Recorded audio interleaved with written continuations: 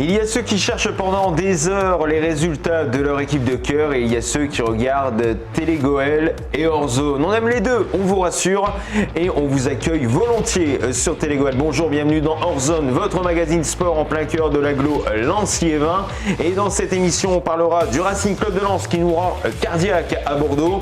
On parlera également des débuts compliqués pour le basket club de Liévin avec notre invité Valentin Estienne. Bonjour. Bonjour. Capitaine du BCL avec Eddy Jonda également. On parlera du Racing Club de Lens. Bonjour Eddy. Bonjour. Et bien sûr dans le clapping, eh bien, on va parler de ce qui se passe sur les parquets avec Thomas Verbouche-Delchambre. Bonjour Thomas. Bonjour Fred, bonjour à tous. Ce sera le Arn Volleyball qui a affronté Calais et qu'on verra tout à l'heure. On parlera également des matchs de ce week-end avec la Coupe de France de football et le 3e tour. N'oubliez pas votre serviette, on va vous faire transpirer. Bienvenue dans Hors-Zone. Tout de suite, on part sur les terrains. C'est un Lens aux deux visages que nous avons trouvé du côté de Bordeaux, menant au score 2-0 grâce à Gaël Kakuta et l'Argentin Facundo Medina. Les 100 et or se sont fait rejoindre de partout par l'équipe des Girondins de Bordeaux, s'endormant sur leur laurier lors de la deuxième mi-temps. Finalement, c'est un pénalty en toute fin de match inscrit par Florian Sotoka qui permet au RCL de décrocher les 3 points de la victoire. Au classement, Lens est 5e de son championnat de France de Ligue 1. Chute à l'arrière du peloton en National 2 pour la réserve du Racing Club de Lens, Thomas. Oui Fred, on avait quitté l'équipe B lensoise avec sa première victoire de la saison, mais les protégés de Johan Demont n'ont pas su savourer ce succès. En déplacement à Épinal, les jeunes lensois se sont lourdement inclinés 4-0 dans un match à sens unique. Après 6 journées, l'équipe réserve est déjà aux portes de la relégation à la 13e place. Fred, c'est la place de 3 pour l'USV. Pas forcément dans le sens dans lequel on l'espérait. 3 défaites en 3 matchs pour l'USV en National 3. En déplacement chez la réserve de l'US Boulogne-sur-Mer, Vimy laisse filer le nul dans les arrêts de jeu avec un pénalty concédé en fin de match et inscrit, alors la note est amusante, par Maëlez, le fils de l'entraîneur du Racing Club de Lens, Franck Hayes. Avant le derby chez les hommes ce week-end, c'était le derby du Nord chez les féminines, Fred. Et ça se passait du côté d'Arras. Le Racing Club de Lens féminin a affronté son homologue lillois et le tableau des scores est resté vierge, 0-0. Avec un point en 2 matchs, les féminines cherchent encore leur première victoire de la saison et ont déjà la cavalerie aux fesses, occupant le dernier siège de non relégable en D2, soit la 10e position. Le temps est-il meilleur pour les amateurs, Thomas, ayant fait leur reprise? Eh bien, je vais vous le dire, Fred, en Régional 1, Nolémine a battu l'Équin 3-1 à l'extérieur. L'USSM Le Sangoël s'est fait marcher dessus chez l'US Tourcoing 7-0. Et quelques images à vous montrer pour Avion qui n'a pas brillé face à Lambre. C'était à l'extérieur ce week-end. Et voici quelques images de ce match lors duquel les hommes de David Robitaille du CS Avion n'ont pas réussi à venir à bout des Lambrésiens alors qu'on les attendait. Ils ont encaissé un seul but quelques minutes après le début de la seconde période et ont privilégié le jeu long tout au long de la rencontre. Résultat 1-0. Le coach était un peu déçu, mais il devra redoubler d'efforts avec son équipe en Coupe de France dimanche face à Oisier. En Régional 2, Liévin, Diana subit la loi de Beuvry-la-Forêt 4-1. En R3, Billy Mottini corrige l'Argorgue 4-1. Vingles va chercher la victoire 2-0 sur le terrain de Béthune à FCCL. Et enfin en Régional 3, l'UAS Arne revient du Nord avec un match nul 3 partout face à l'OC Roubaix. Chez les filles, il y avait du foot à 7, Thomas. Et oui, il y a beaucoup de résultats ce week-end. Cette fois, c'est le FC Cheminot d'Avion, une équipe féminine créée il y a tout juste un an, qui a joué ce week-end en football loisir à 7 face au stade Héninois en match amical. C'est une équipe dont les filles sont âgées de 16 à 50 ans. Malgré une lourde défaite 7-0, elles ont démontré un bel engagement sur le terrain qui a satisfait les coachs Anthony Mion et Thierry Tempé. Elles débutent leur championnat ce samedi à Noyelles-les-Vermelles. Leur objectif, tout simplement progresser, car la plupart d'entre elles n'ont jamais participé à un match de foot avant la création de l'équipe. Le basket club de Liévin, on en parle dans Hors-Zone ce week-end, cette semaine, et il n'a pas débuté vraiment bien sa saison. Mis en difficulté dès le début de la rencontre sur le parquet du Vanves, GPSO Basket, Liévin a bien remonté au score lors de la deuxième mi-temps sans parvenir à passer devant en fin de match. C'est une défaite frustrante, 71-66 pour le BCL dans cette première journée de la saison de N2. Donc, Valentin Estienne, vous êtes le capitaine de cette équipe. Très clairement, qu'est-ce qui s'est passé ce week-end? Eh ben, on a commencé 10 minutes en retard. Malheureusement, on est passé à côté sur le premier quart-temps. Et puis derrière, on court après le score. Malheureusement, on n'a pas réussi à repasser devant à un moment donné dans le match, parce que je pense que si on avait réussi à faire ça, on aurait pu prendre le match. Malheureusement, ça n'a pas été fait, donc c'est tout. C'est une victoire, c'est une défaite qu'il faut qu'on apprenne et qu'il faut qu'on se rattrape très rapidement dès samedi. Lors de la deuxième mi-temps, le BCL a quand même montré un très beau visage, enchaînant les paniers. Est-ce que ça confirme l'image comme quoi le BCL est une équipe à réaction ? C'est une équipe à réaction, certes. Maintenant, c'est quelque chose qu'il faut qu'on arrive à changer, parce qu'il faut qu'on arrête d'être dans la réaction. Il faut qu'on débute mieux le match, et puis les résultats viendront très rapidement. En tout cas, on reparlera basket avec Valentin Estienne dans l'invité d'Orzone. Mais juste avant, Thomas, le handball rythmait aussi le week-end dans l'agglo Lancier-Vin. Oui, d'abord avec le derby féminin de National 1 qui ouvrait la saison entre le HHBC de Arles et le HBC de Bully.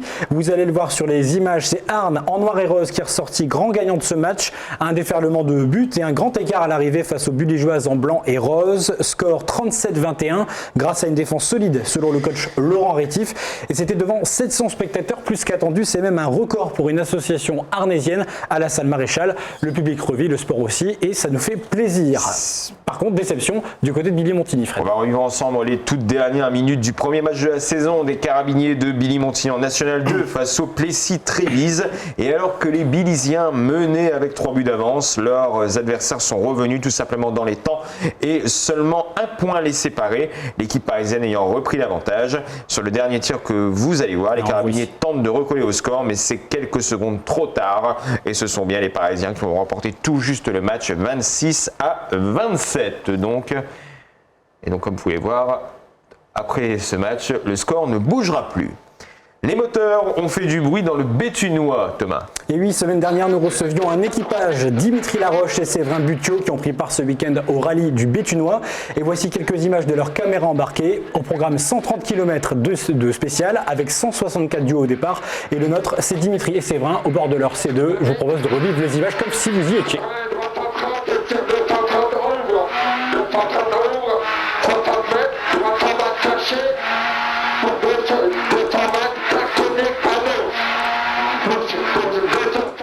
Dimitri et Séverin ont terminé 28e au général, c'est un bon résultat. Et ils ont remporté aussi le Michelin Rallye Tour, un trophée décerné aux amateurs qui souhaitent se dépasser et se voir propulsés dans une voiture de rallye lors d'une course en Coupe de France. Valentin Estienne, vous avez déjà monté dans une voiture de rallye ? Jamais, mais c'est vrai que ça doit être cool. En tout cas, nous, ça nous donne envie. Hein. Et oui, on ira peut-être l'année prochaine. Si j'arrive à décrocher ma licence pilote, en tout cas. Hein, parce que c'est des super licences, je crois, à ce niveau. Thomas, vous qui êtes spécialiste. Oui, il faut avoir des licences, il faut s'entraîner, il faut avoir aussi un budget. Il nous l'avait expliqué Dimitri la semaine dernière. Donc, c'est quand même un parcours avant d'y aller comme ça. Et c'est sûr que c'est pas avec le monospace en face sur le parking de Télégoël qu'on va faire le rallye, bien sûr. Peut-être c'est avec le monospace qu'on va partir en Serbie, Thomas. Oui, avec les championnats mondiaux du sport scolaire, un peu l'équivalent des Jeux Olympiques, mais pour les enfants. Au programme, 43 nations sont présentes en Serbie durant une semaine. Russie, Ouganda, Pologne. Et c'est une délégation liévinoise qui représente la France avec ses 33 meilleurs sportifs du collège Descartes-Montaigne. Ils sont arrivés dimanche tous logés dans le même hôtel. Et ils ont affronté des jeunes d'1 ou 2 ans de plus, car les systèmes éducatifs sont différents ailleurs en Europe et dans le monde.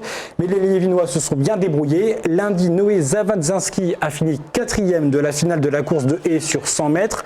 Chloélia Van Espen a terminé 5e de la finale du lancer de disque. 5e aussi, Clémentine Chevine-Fessier en demi-finale du 100 mètres féminin. Mardi, il y a eu de nouveaux résultats. Les basketteurs s'inclinent face à l'Ukraine, une défaite sévère. Les footballeuses avaient perdu contre le Brésil, mais elles ont gagné contre l'Ukraine 2-1. En athlétisme, on rate de peu la 3e place en triple saut. Et enfin, un élève bat son record personnel de 5 mètres au lancer du disque. Donc, vous êtes dans Hors-Zone sur Télégoël. On va continuer à parler du sport en plein cœur du bassin minier. Mais juste avant, on va vous présenter une affiche de gala dans le clapping.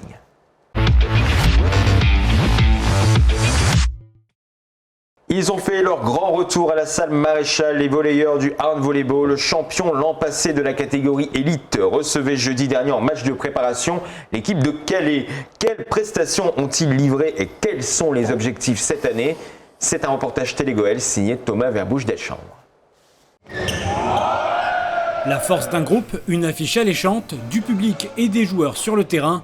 Le Hand Volleyball a fait son retour à la salle régionale Maréchal jeudi dernier. Face à l'équipe de Calais, qu'ils connaissent bien, les obus étaient là pour se préparer avant le début de la saison, avec un effectif presque inchangé. Il n'y a pas de grande révolution, on a fait sur la stabilité. Et on a surtout mis en place de ramener des jeunes. Il y a un jeune, Thomas, qui arrive de Narbonne.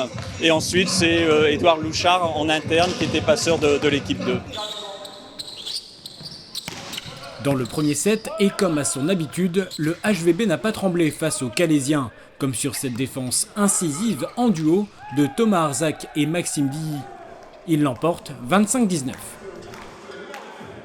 Deuxième set, parfois l'adversaire fait jeu égal, mais ne peut pas vraiment lutter face au smash d'une force tenace de l'attaquant Samuel Keva. Résultat 25-17, sous l'œil expert de l'invité d'honneur du soir, Gervais Martel. Moi j'aime tous les sports comme vous le savez, donc Arnes c'est quand même une place forte du volley régional, donc j'ai dit c'est sympa, on va aller faire un tour pour voir ces superbes installations, cette équipe qui prépare cette nouvelle saison. C'est un sport vraiment sympa à pratiquer. Bon, c'est vrai qu'il faut être grand, mais derrière je crois qu'on sent l'esprit d'équipe et ça c'est essentiel dans le sport. Pour la suite du match, certains des joueurs ont dévoilé le nouveau maillot de la saison 2021-2022. Une saison dont l'objectif est d'atteindre au moins les playoffs et d'offrir du beau jeu au public absent l'an passé. Carrément, l'année dernière c'était une catastrophe, on était à huis clos, c'était pénible, c'était pour tout le monde bien sûr. Mais là je pense que cette année on va retrouver ça déjà ce soir, le public est arrivé, on a une belle soirée. Une soirée durant laquelle un seul set a été concédé à l'adversaire. Score final 3-1. Les supporters du HVB pourront retrouver leurs joueurs à la salle Maréchal le samedi 2 octobre dès 20h pour le premier match de championnat face à Épinal. Et comme l'année dernière, vous pourrez les suivre de chez vous en direct sur leur chaîne YouTube. Lui par contre, ce n'est pas à la salle Maréchal qu'on peut le voir jouer, c'est du côté de la Halle Vézillier. Une salle Vézillier refaite avec un nouveau parquet et une équipe prête pour la saison 2021-2022. C'est Valentin Estienne, c'est l'amitié d'Orzone.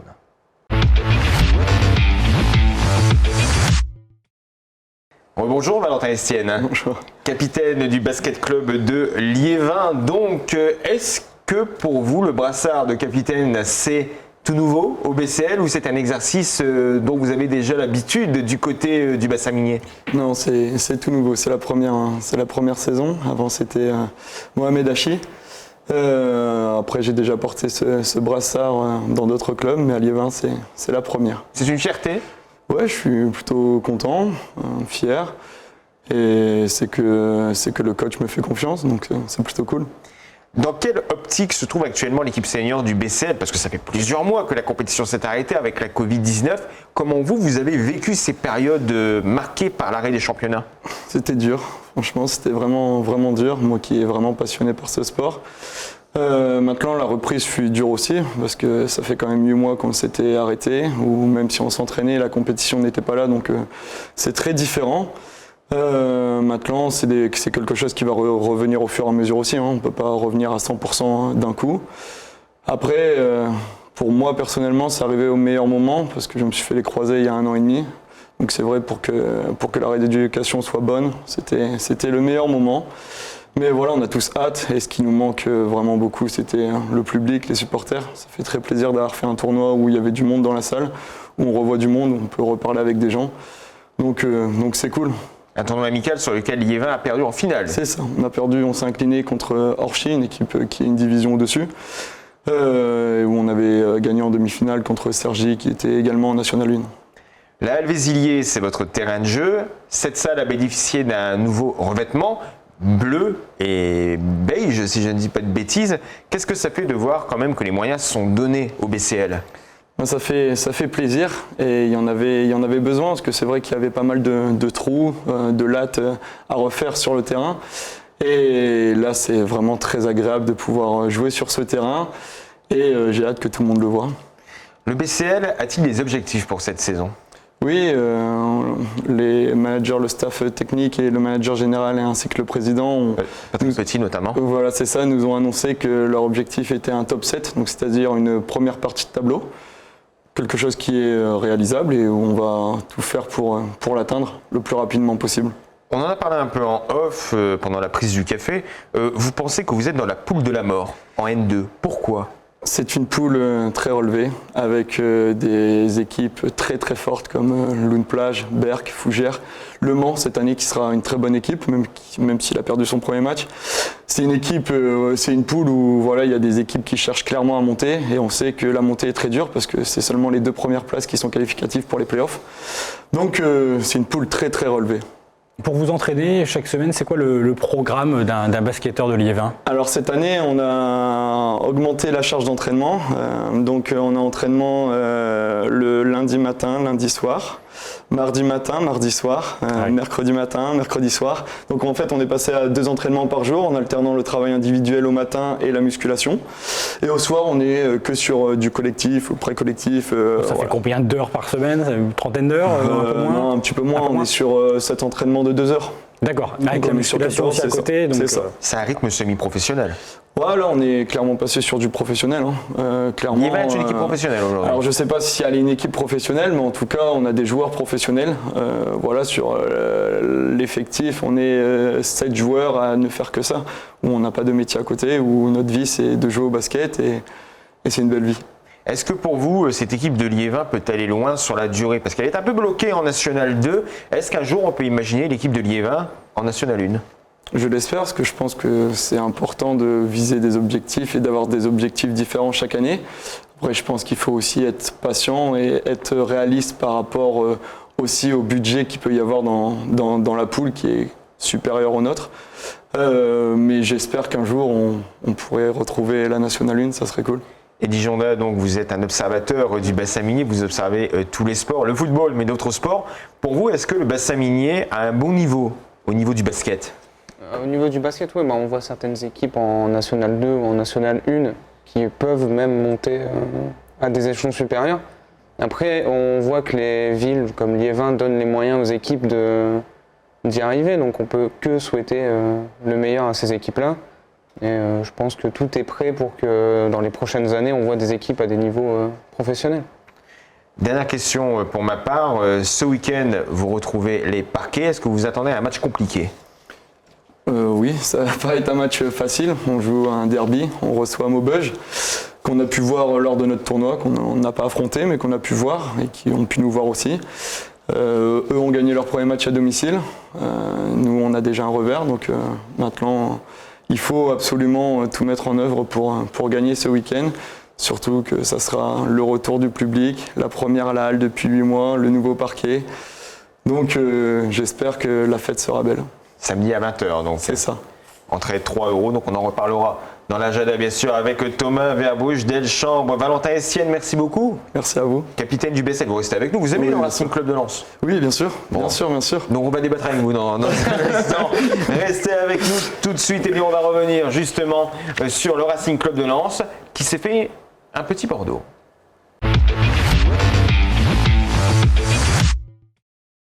Je précise, avant qu'on hurle dans l'oreille, que l'alcool est à consommer avec modération, bien sûr. Le Racing Club de Lens qui s'est imposé 3-2 face aux Girondins de Bordeaux. Des Lensois qui ont rendu leurs supporters cardiaques. Eddy Jonda, donc vous avez observé ce match.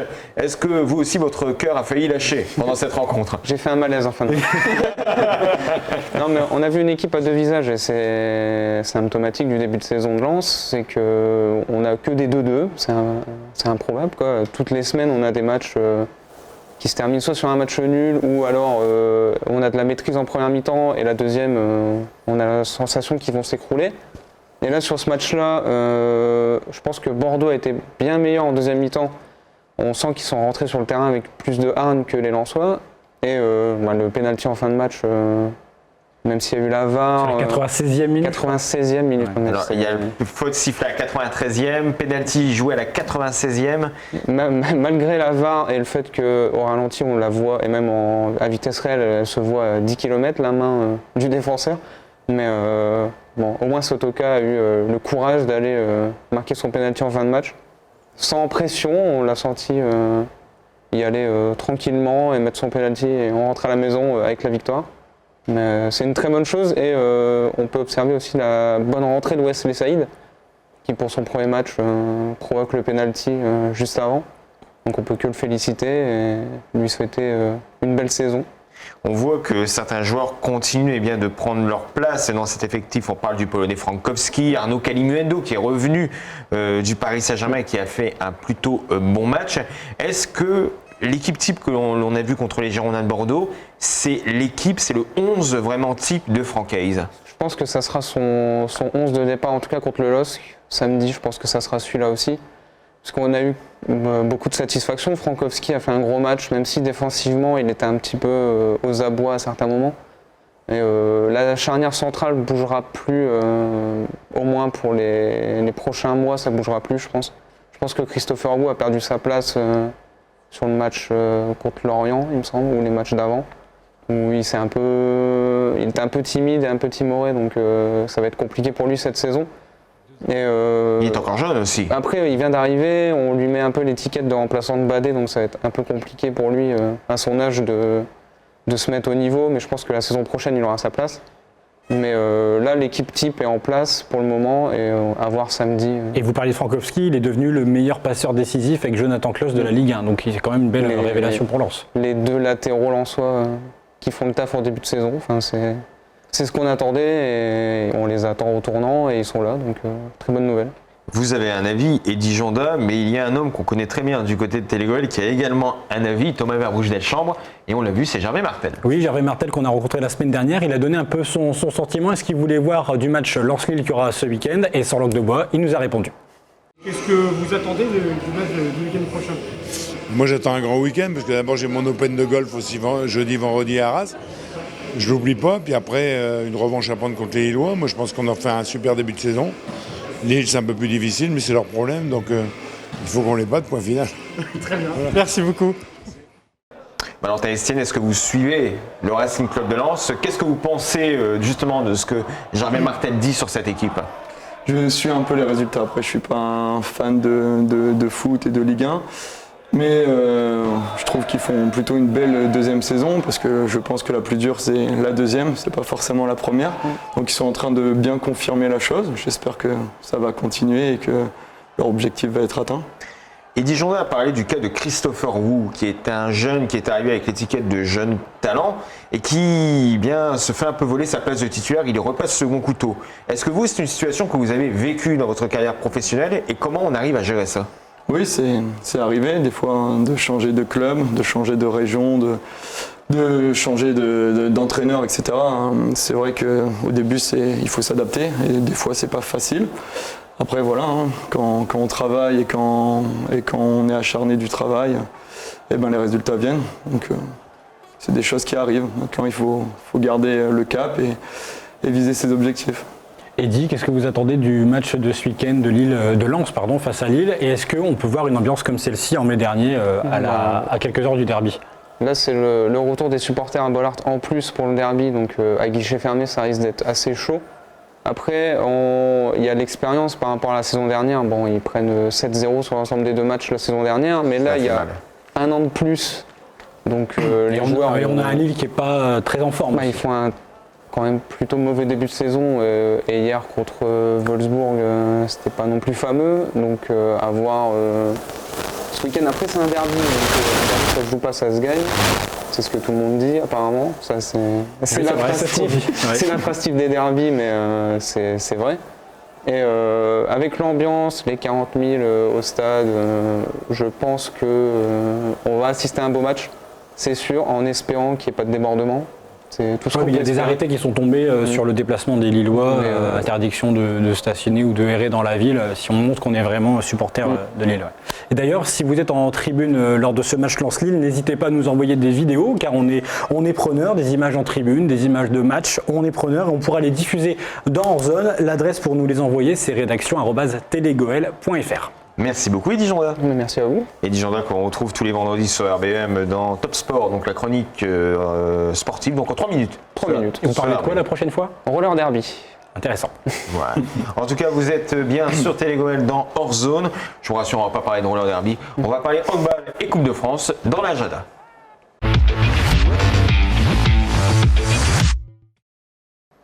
Je n'ai rien contre le roller derby, moi. J'espère quand même. Ah non, j'adore le roller derby, j'adore le catch, j'adore la pêche à la ligne. Et vous savez faire du roller? Ah, ouais. J'ai déjà du mal avec un vélo, Thomas Barbouche des Chambres, ne m'en demandez pas trop. On n'est pas stigmatisant sur Télégoël dans Hors-Zone. La preuve, on commence cet agenda avec beaucoup de handball. Oui, d'abord, les Buligeoises recevront à domicile l'équipe du Havre à 20h samedi au complexe Pierre-Mauroy pour le compte de la deuxième journée de National 1. Il y aura juste avant, dans l'après-midi, des matchs avec les jeunes douaisiennes et arnésiennes. Les arnésiennes pro, petite nuance, iront, elles, à Rennes samedi, coup d'envoi à 20h30. Et de leur côté, les Caramilliers de Billy-Montigny joueront, eux, à 20h face à Ruel dans les Hauts-de-Seine. Et le basket club liévinois, comme on l'a dit, reçoit pour un derby l'US Maubeuge à la Halle Vézilier à 20h, entrée 3 € avec ce beau t-shirt que tient Fred. Entrée 3 €, donc restauration sur place et bien sûr passe sanitaire obligatoire. Fred, ce week-end, il y a aussi des matchs en Coupe de France et il y en a une bonne dizaine. Oui, alors on soutient toujours, bien sûr, le basket club de Liévin avec ce magnifique maillot. En plus d'un homme qui sera dans les tribunes, je crois, Jean Messiaen. Je pense. Monsieur Quiché Nama, donc c'est bien ça. Donc on remercie encore une fois le BCL de nous avoir donné ce maillot donc qui fait honneur au plateau de Télégoël. Donc oui, Thomas, des matchs de Coupe de France. Des matchs de Coupe de France, donc avec beaucoup de matchs. Vimy qui fait son entrée dans cette Coupe de France qui s'en va à la Gorgue. L'US Bouffigny défie l'US Satin à l'extérieur. Derby dans le bassin minier, Loison-sous-Lens reçoit Annay-sous-Lens. Annay-sous-Lens qui avait battu son adversaire du tour précédent 14 buts à 2, si je ne dis pas de bêtises. L'Olympique Vendin reçoit Bléringuem. Saint-Angoël reçoit un Sante.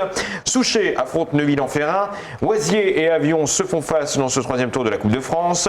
L'AS Kennedy et Nabeaumont affrontent les Caramilliers de Billy-Montigny dans un match qui se promet d'être explosif. Flers Villeneuve d'Ascq reçoit Vingles. L'US Ronchin reçoit l'US Noyelles-sous-Lens. D'ailleurs, l'US Noyelles-sous-Lens organise un déplacement avec des cars vraiment comme les Tigers et les groupes de supporters. Avec écharpes, avec des écharpes, avec une écharpe d'ailleurs qui est en vente à la boutique de l'US Noyelles-sous-Lens. Il y a un prix si vous prenez le billet, le déplacement en car et l'écharpe. Pour plus de renseignements, vous pouvez vous rapprocher de l'US Noyelles-sous-Lens ou même de son président Ludovic Sibirin. Et en football, bien sûr, Thomas, eh bien, il y a la réserve. Donc la réserve de Lens qui reçoit samedi à 16h Belfort au stade François-Bladavion. Et bien sûr, Lens-Lille, donc samedi à 17h au stade Bollard d'Élolis. Et avant Lens-Lille, on vous propose de revenir un peu en arrière, Thomas, du côté de Vingles. Oui, samedi dans la matinée, un match un peu spécial aura lieu à Vingles. Les anciens du RC Lens affronteront les anciens du LOSC. Tout cela dans le cadre de l'inauguration du terrain synthétique Daniel Leclerc, situé au complexe sportif Michel Bernard. Le programme 9h, tournoi des U10-U11, 10h, arrivée de Patricia Leclerc et de Quedru, Morera, Lacheur, Demont.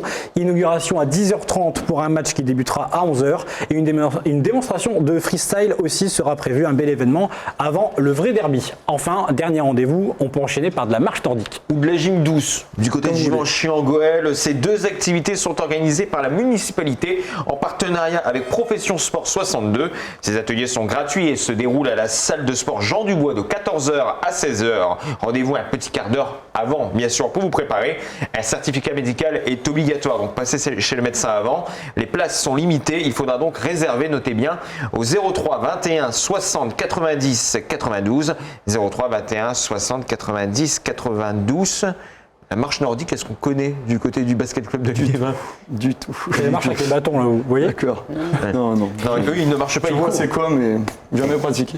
Du côté du basket club de Liévin, on ne marche pas, on court. Exactement. Et c'est bien plus utile pour marquer des paniers. Valentin Estienne, merci beaucoup. Merci à vous. Liévin, Maubeuge, donc c'est le match de ce samedi à 20h à la Halle Vézilier, entrée 3 €. Restauration sur place, passe sanitaire obligatoire, tout comme le masque. Bon courage à vous ainsi qu'à votre équipe. Lens-Lille, c'est le derby du week-end. Je vais vous demander un pronostic, Valentin Estienne. Je dirais 2-2. 2-2. 2-2. D'accord. 2-2. Eddie Janda. Victoire lensoise. Dans un match serré, je pense 2-1. On a dit 4-0 tout à l'heure. Ouais, mais non, la fibre supporter. Pas très courageux, Eddie Janda. Eddie Janda qu'on retrouve le vendredi soir bien dans sa chronique Top Sport, donc à 7h30, 13h10 et 16h45. Thomas Barbouche de la Chambre. 2-0. 2-0. Pour Lens, bien sûr. Voilà, donc un nul, 2 victoires. Et donc, vous, Fred? Et moi, oui. Eh bien, je ne me prononce pas. Comme tout simplement. Comme ça, j'évite de me tromper. En tout cas, moi, je serai derrière le basket club de Liévin ce samedi pour le match Liévin-Maubeuge. Et bien sûr, si vous voulez savoir toute l'actualité du basket club de Liévin, rendez-vous sur la page Facebook du basket club liévinois. Vous tapez BC Liévinois et vous allez tomber directement sur cette page Facebook. Et pour notre activité à nous, eh bien c'est simple, rendez-vous sur la page Facebook de la rédaction de Télégoël. Vous retrouverez tous les reportages de cette joyeuse bande avec notamment Thomas Verbouche-Deschambre. Merci beaucoup Thomas. Merci Fred, un plaisir de vous retrouver chaque semaine. Merci également à toute la régie qui a été derrière nous et qui nous a aidés. Merci à vous d'être nombreux à nous suivre chaque semaine. On se donne rendez-vous la semaine prochaine pour un nouveau numéro d'Hors-Zone. D'ici là, portez-vous bien, faites très attention à vous et surtout, n'oubliez pas vos baskets. Ciao, bye bye.